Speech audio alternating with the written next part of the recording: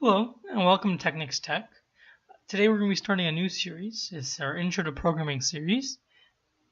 And really what this series is all about is teaching people who have never touched programming, all the way from the basic, all the way to the intermediate, where to begin, how to program. This is just a general tutorial for anyone who really is not very knowledgeable in the field, but really wants to get out there. My hope is by the end of the series, you'll be able to program just as well as any other computer scientist or computer programmer out there, and I hope this is useful for you. So, if you already know the basics, if you're a veteran into program, this will be more of a review for you. You can skip ahead. Feel free to skip ahead. There'll be more videos coming out shortly. So, before we begin, I just want to go over the basics quickly. What's a program? A program is any set of instructions that you run that helps you complete a task or a goal. Kind of like Microsoft Office, specifically Word, PowerPoint, all those. Any game that you play, any Internet Explorer that you run. It's kind of like a recipe. You need to follow the steps in order to get the final product. So, in order to write this, in order to reach this goal, you need to use a language that the computer understands in order to get your method across. So, like English, there's this artificial language used to give instructions to a computer. It's made up of keywords, special words they're called keywords, that give the computer the commands that you want it to give. It's kind of like an English dictionary. If you try to use a word not in the dictionary, you'll get an error. Now, in each language, there must be a set of rules. In English, we call these rules grammar. In programming, we call it syntax. Now, how syntax started off? Well, computer languages, they first started during World War II, and they were built to assist in artillery trajectories calculations. And early on, programmers worked with the most primitive computer instructions, and they were using machine language. That's ones and zeros. That's binary. And as they progressed, they need to use some kind of international laws, kind of like a dictionary for programming. That included certain rules they had to follow throughout the program. This is the syntax that we use today, and it's only evolving and making it more comfortable and easier to use for new programmers. So it's kind of like as it says right there, it's kind of like a set of rules that govern the programming instructions. Now, examples of programming languages. We're going to be focusing on C++ in this series. Yes, it's more of an intermediate language, but with the right start off and with the right end, we can finish very well. And it's very easy to understand. It's not a difficult language whatsoever. And I feel that almost anyone can learn it. Simple and easy. You just got to give some time and some practice. These are all different types of languages, but we're going to be looking at C++. So, in order to write a program, you really can use any type of editor. Even Notepad, although that's not recommended because you'll need other types of programs along with it, which we'll explain later, but you really use any form of text editor. Now, it's specifically, you use something called an IDE, an Integrated Development Environment. This IDE is meant specifically for coding. It contains something called a compiler, and this compiler, sorry, got ahead of myself there. But languages usually have their own IDE, like Java uses Eclipse, and C usually uses Visual Studios. But basically, you'll be writing code in there, these instructions. That's kind of like English, but it's called code. Now, a computer doesn't actually understand this code because it's not how the computer talks. The computer talks in ones and zeros. It talks in machine language. It talks in binary. So each IDE, which is what I started off earlier, every IDE uses something called a compiler, which translates. It's kind of like the intermediary. It translates our English or our code, our program instructions into straight out binary, and that's what the compiler does. Now, most IDEs come with compilers. Notepad, for example, does not, which is why it's not recommended for beginners. But there will be future videos showing how to use Notepad.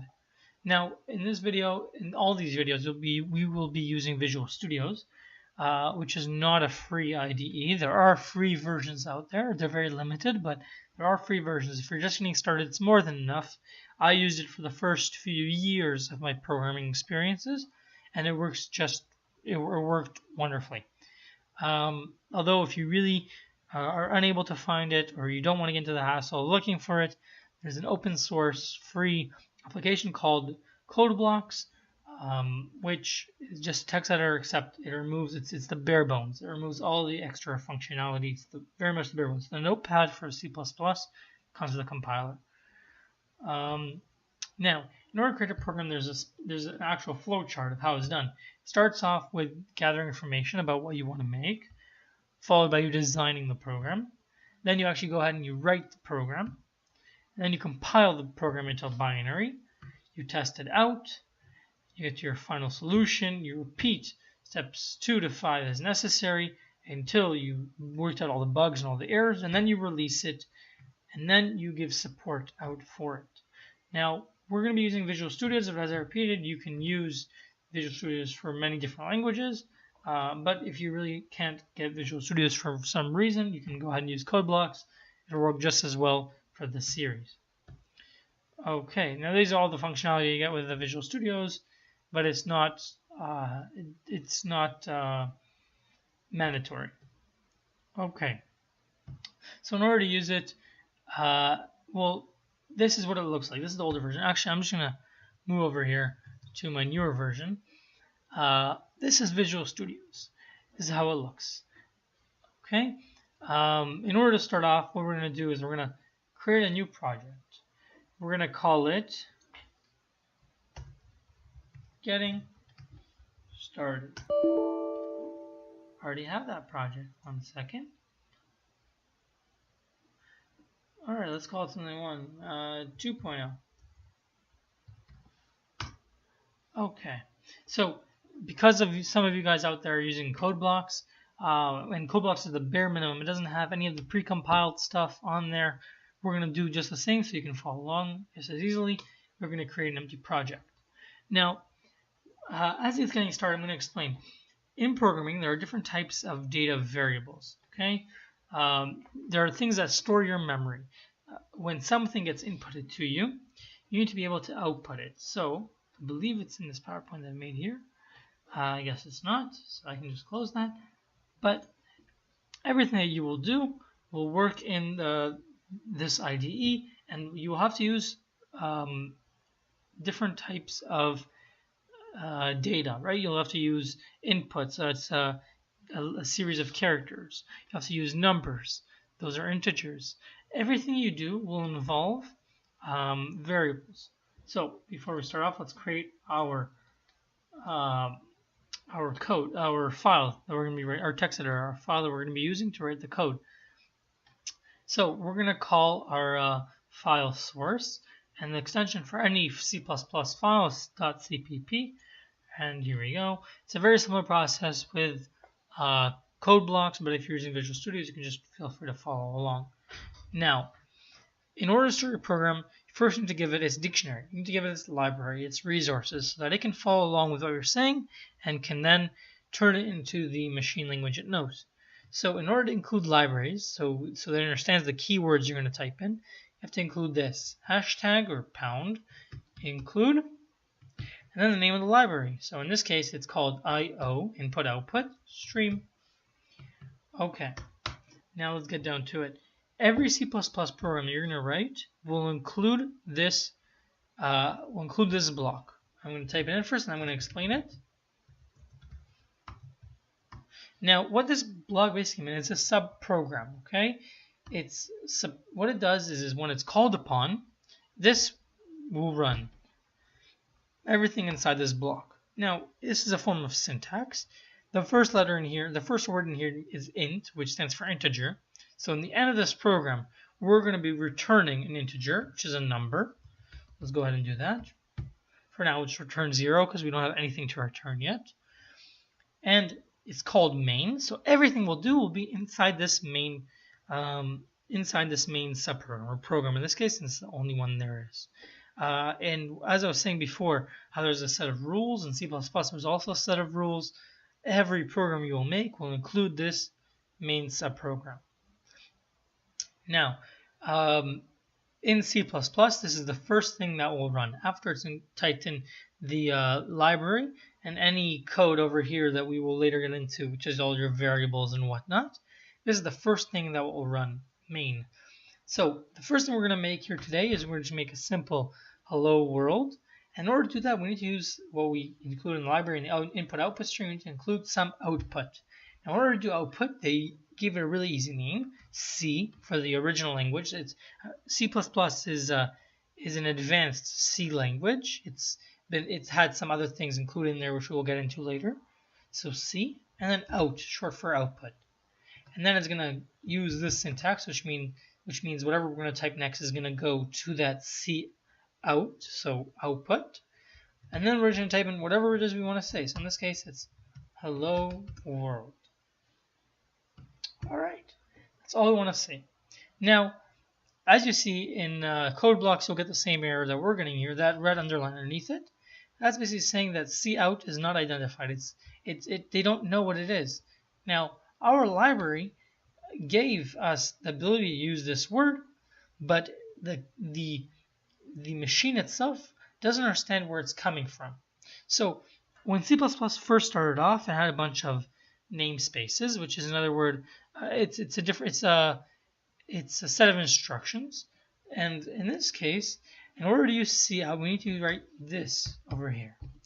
Basically, what this is saying is it's letting us use the std, the standard namespace or library, and these two colons are saying that this word cout is using is coming from that standard library or standard namespace. All right. I'll get into more information about that std double colon later on. But for now, all you need to know is that it's a namespace that allows us to use that cout method. Now, a method is just basically it's another word for saying subprogram. Cout in itself is a subprogram that takes in our string hello world and outputs it to the screen. So if we go ahead and run that, all you have to press is F5, or we can just press that play button right here. It's going to run that, and you're going to see a screen flash. Well, as soon as it builds up, and then it's going to go away. Why? Because our program does not wait for any input. So there's a quick trick with C++. Every different language is a bit different. But in this language, it's basically system, okay, pause, like that. Now you'll see at the end of every sentence, I'm including the semicolon.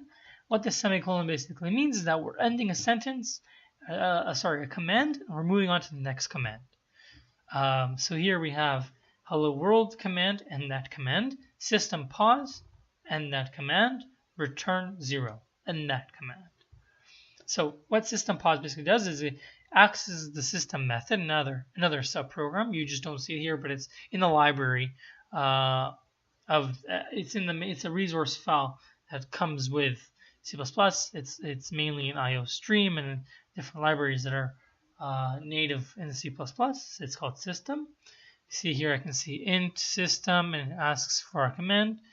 In this case, the command we're giving it is to pause. And what that's going to do is, if I'm going to run that right now, it is going to, oh, whoops. Let's try to go back. There we go. If I run that right now, you're going to see hello world, and right next to it, press any key to continue. That's the pause method. So I'm going to press the key, and it's going to end. Now, those two sentences were right next to each other. Why? Because we didn't give an end line character. So in C++, there are a few ways to do it. There's a special character, which is basically this, followed by an N, okay, which means new line. Anything, so there's a bunch of them. There's anything followed after this backward slash and a specific type of character will give you a different command. So there's T for tab, N for new line. There's a bunch of them, but for now this is all we really need to know. If we run this, you'll see we'll get hello world, new line, and the command. System pause, press any key to continue, in other words. Press that, and then it's going to return 0 and end up subprogram. Now, there's another way to do this instead of that -n, which is used in other languages, not so much in C++. We have something called, once again, we're adding another command to cout. and it's called end, L for end line, and that. Then we're going to run that. Oh, sorry, I forgot something. We're going to need to add the std library, because once again, it's another command or keyword within the standard library or namespace. Sorry. And now you'll see the same thing happens. And that's our first lesson. This is our getting started lesson that shows you how to create a simple program, a simple hello world program. Tune in the next video that we'll get into more complicated matters, and we'll teach you more about the data types and variables.